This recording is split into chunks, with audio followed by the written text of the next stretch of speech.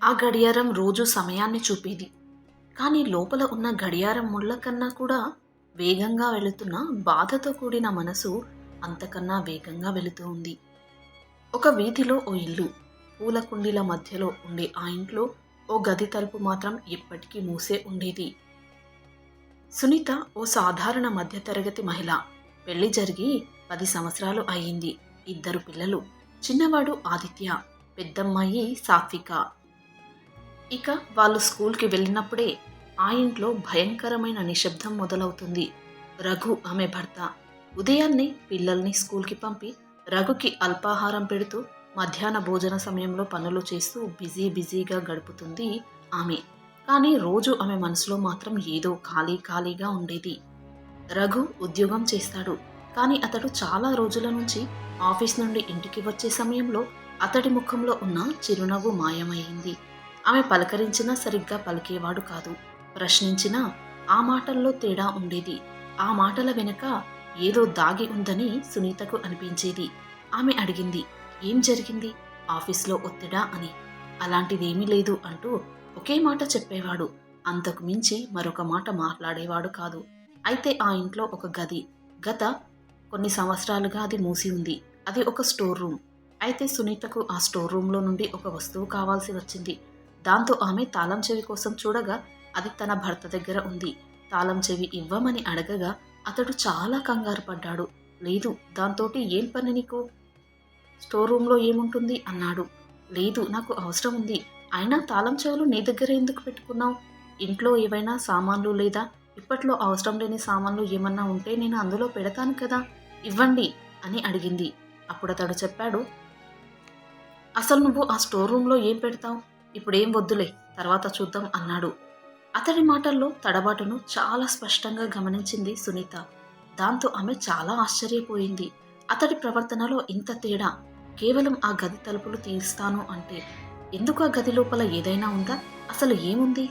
ఆమె అనుకుంది అలా. రోజులు గడుస్తున్నాయి. అతడు మాత్రం ఎక్కువగా మౌనంగానే ఉంటున్నాడు. ఏదో ఆలోచనలతో ఉండిపోతూ ఉన్నాడు. ఫోన్లో ఉంటూ ఉంటాడు. అంతే తప్పించి భార్య సునీతతో మాత్రం ఎక్కువగా మాట్లాడేవాడు కాదు. దాంతో ఆమెకు ఎంతో బాధ అనిపించేది. అతడి ప్రవర్తనలో తేడాకు గల కారణాన్ని ఆమె చాలాసార్లు అడిగింది. ఎప్పుడు అతడు చెప్పేవాడు, ఏం లేదు, నేను బాగానే ఉన్నాను. అయినా ఆఫీస్లో ఎన్నో వర్క్స్ ఉంటాయి, అవన్నీ మైండ్లో తిరుగుతూ ఉంటాయి కదా అంటూ అనేవాడు. ఆమె కొన్నాళ్లకు స్టోర్ రూమ్లో ఏదో పని ఉంది. మళ్ళీ అడిగింది, రఘు, కీస్ ఎక్కడ పెట్టావు? నాకు ఆ స్టోర్ రూమ్ కీస్ ఇవ్వు అని. అతడిలో మళ్ళీ అదే కంగారును గమనించింది. ఇప్పుడెందుకు సునీత అడిగాడు. ఆమె కారణాన్ని చెప్పింది. అయినా కూడా అతడు ఆ గది తలుపులు తెరవడానికి ఒప్పుకోకుండా ఏవో 10 రకాల కారణాలు చెప్పాడు. సరే, నీకు పని ఉందంటున్నావు కదా, నేను రేపు తెరుస్తానులే అన్నాడు. అలా అంటూ అతడు ఆఫీస్కి వెళ్ళిపోయాడు. దాంతో ఆమె చాలా ఆశ్చర్యపోయింది.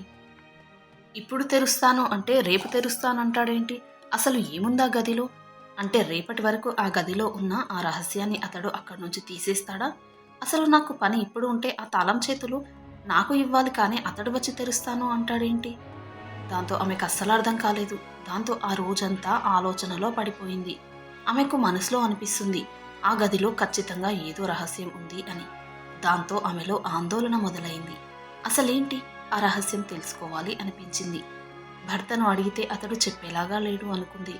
కానీ ఇప్పుడు ఆ గది యొక్క రహస్యం ఆమెను ఆగనివ్వడం లేదు. ఆ గది తలుపు ఏదో చెబుతుంది.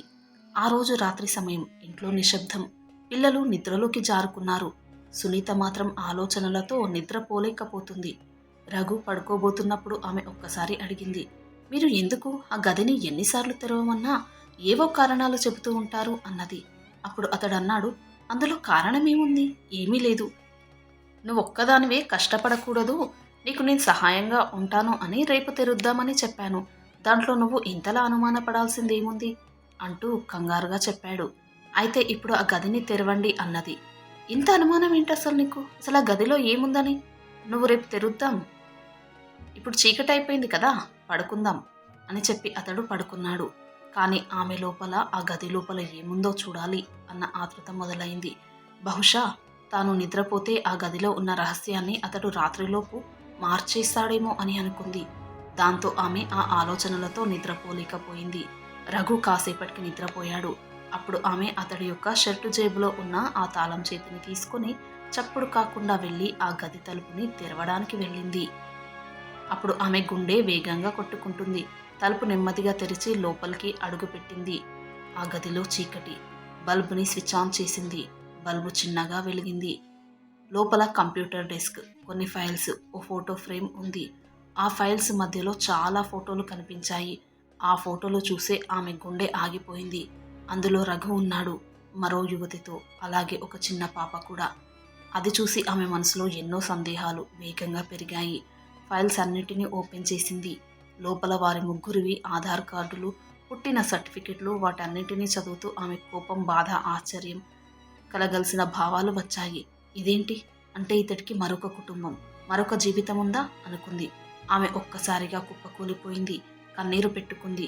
రఘు తనను ఇంతకాలంగా మోసం చేస్తున్నాడా అనుకుంది. ఈ గది వెనక ఒక జీవితమే దాగుంది, తనది. అందుకే అతడు నన్ను ఎప్పుడూ ఈ గదిలోకి వెళ్ళనివ్వలేదు అనుకుంది. ఆమె గుండె లోపల ఎంతో బాధ పుట్టుకొస్తుంది. ఇప్పుడు ఆమె ముందున్న ప్రశ్న, ఇప్పుడు ఏం చెయ్యాలి? ఆమె గుండెను తాకిన ఆ ప్రశ్నలు ఆమెకు అశాంతిని కలిగిస్తున్నాయి.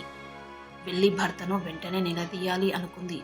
కానీ ముందుగానే జరిగిపోయిన విషయాన్ని ఇప్పుడు నేను ఏం చేయాలి? ఏం చేసినా బాగా ఆలోచించి చేయాలి అనుకుంది. ఆ రోజు రాత్రి గడిచిపోయిన తర్వాత సునీతకు నిద్ర కూడా పట్టడం లేదు. ఆమెకిప్పుడు ఒక్కొక్క విషయము వెన్నులో శీతల గాలిలా తాకుతుంది. ఇన్నాళ్ళు రఘుముఖంలో కనిపించిన అసహనం, ఆ గదిలో కనబడిన ఆ ఫోటోసు, ఫైల్స్లో ఉన్న గుర్తింపు పత్రాలు అన్నీ కలిపి ఆమెను ఒక యుద్ధ భూమిలోకి నెట్టేశాయి. తర్వాత ఉదయం ఆమె భర్త రఘు మామూలు దినచర్యలో మాట్లాడకుండగానే పనికి బయలుదేరాడు. సునీత నిదానంగా పిల్లల్ని స్కూల్కి పంపించి ఇంటిని శుభ్రం చేయడం మొదలుపెట్టింది. కానీ మనసు మాత్రం దెబ్బతిన్న గాజులాగా ఉంది. తన భర్తని ఏదైనా అడగడానికి ముందు పూర్తి వివరాలు మొత్తంగా తెలుసుకోవాలి అనుకుంది. లేదంటే అతడు అబద్ధాలు చెప్పే అవకాశం ఉంది అని ఆలోచించింది. దాంతో అతడు ఆఫీస్కి వెళ్ళిపోయాక ఆమె మళ్ళీ ఆ గదిలోకి ప్రవేశించింది. ఈసారి ఆమెలో భయం లేదు, సందేహమూ లేదు.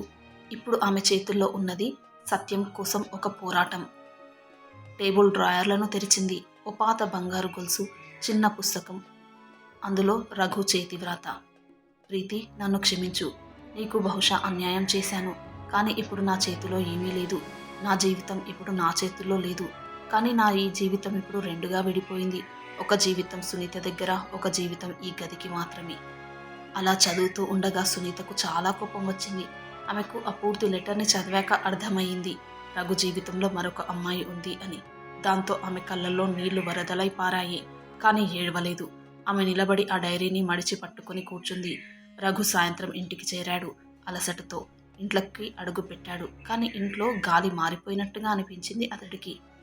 టీవీ వాల్యూమ్ లేదు, పిల్లలు అరవడం లేదు, వంటగదిలో శబ్దం లేదు. సునీత, సునీత, ఎక్కడ నువ్వు? ఇంట్లో ఇంత నిశ్శబ్దం ఏంటి అంటూ అంతటా వెతుకుతూ ఉన్నాడు. ఆమె ఆ రూంలో కూర్చొని ఉంది. అది చూసి అతడు హతాశ్రయుడయ్యాడు. ఆమె చేతిలో డైరీ ఉంది. అది చూడగానే అతడు కోపంతో విసుక్కున్నాడు. ఏంటి ఇది? నువ్వు చదివావా? అయినా ఈ రూంలోకి నువ్వు ఎలా వచ్చావు? అడిగాడు. అవును, చదివాను, అంతా తెలుసుకున్నాను అన్నది. అప్పుడు రఘు అన్నాడు, నువ్వు నా బాధను అర్థం చేసుకోలేవు అంటూ ఏదో చెప్పబోయాడు. అప్పుడు సునీత చెప్పింది, బాధ అంటే నువ్వు నాకు చెప్పకుండా మరో ఇంటిని నడిపించడమేనా? నాకు తెలియకుండా నీ మరో బిడ్డను పెంచుతూ ఉంటున్నావే, అదే బాధ. నన్ను గౌరవించకుండా నన్ను మోసం చేస్తూ నీవు వేరొకరితో జీవిస్తున్నావే, అది నాకు తెలిసిందనా ఆ బాధ అంటూ అన్నది. దాంతో రఘు మూగవాడు అయిపోయాడు. ఆయనకు మాటలు దొరకలేదు. అప్పుడు సునీత అన్నది, నాకు నీ నోటి నుంచి వినాలని ఉంది. నాకు నిజం చెప్పు, ఆమె ఎవరు? ఈ ఫోటోలో నీతో పాటు ఎందుకుంది? ఆ పాప ఎవరు అని. అప్పుడు రఘు నిస్సహాయంగా పక్కకు కూర్చున్నాడు.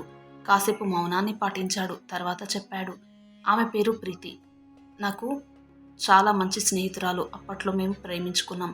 కానీ పెళ్లి నీతో జరిగింది. ఆ తర్వాత మేము విడిపోలేకపోయాము. కాబట్టి మేము మళ్ళీ కలుసుకున్నాము. ఆ చిన్నారి నా బిడ్డ అన్నాడు. ఈ మాట విన్నప్పుడు సునీత గుండె లోపల ఏదో తలకిందులైపోయింది. అప్పుడు సునీత చెప్పింది, నేను నీతో ఇంతకాలం జీవించి పిల్లలను పెంచుతూ ఇంటిని కాపాడుతూ నీకు సపర్యలు చేస్తూ ఉంటే నువ్వు నన్ను మోసం చేస్తూ ఉన్నావు అంటూ బాధపడింది. తర్వాత ఆమె అక్కడి నుంచి లేచి ముందుకు నడిచింది. అటు తిరిగి అతనితో చెప్పింది, రఘు, ఓ నిర్ణయాన్ని తీసుకో. నేను నా పిల్లలా లేదా నీ యొక్క మోసపూరిత జీవితమా?